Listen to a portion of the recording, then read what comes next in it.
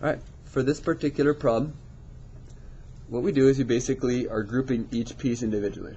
So we're going to start here and simplifying this. 12 divided by 4 is 3.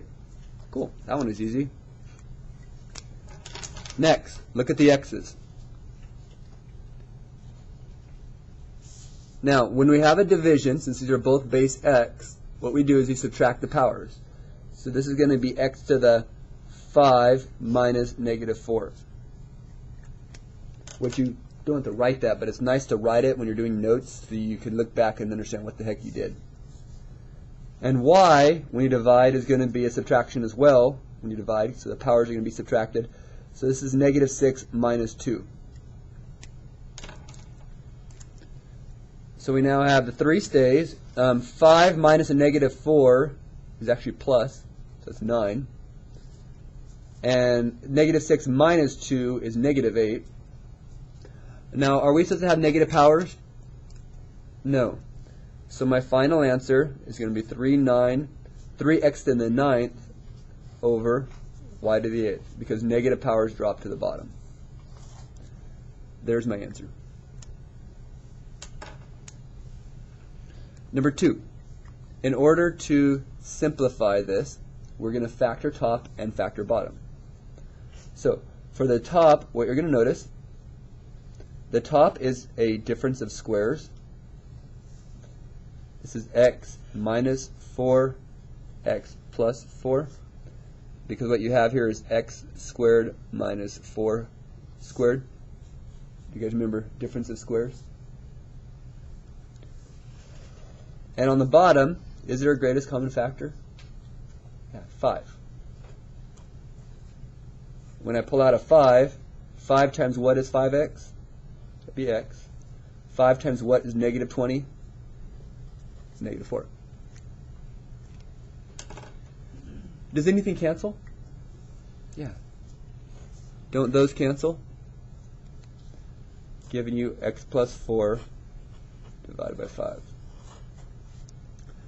You cannot cancel anything anymore. This is it. You can't cancel. When there's a plus, you can't cancel like the 5 with the top. Alright, number 3. Division, when you have fractions, what you do is you change it to multiplication. So rewrite the first one. I'm going to change this to multiplication, and you flip the second one.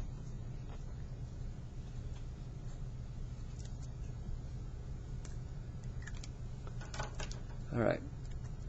Now, we could diagonally cancel and so forth, and I'm going to do that with the numbers, but I'm not going to try diagonally cancel the x's. That could be a little confusing at first. But doesn't 30 cancel with 3? And doesn't that leave you a 10 and a 1?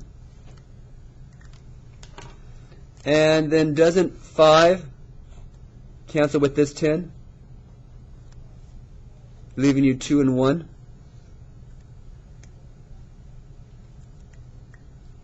So on top, we're left with a 2 and a 10, which is 20.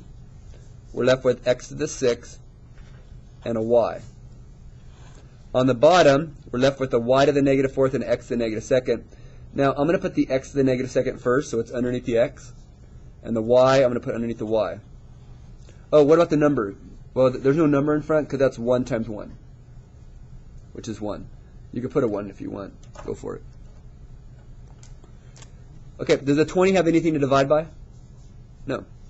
So that 20 is good to go. This problem looks a lot like the first one, by the way. What's 6 minus a negative 2? Would be 8. And for this one, that's a 1. There's no power, it's a 1. 1 minus a negative 4 is a positive 5. Now, do we have any negative powers?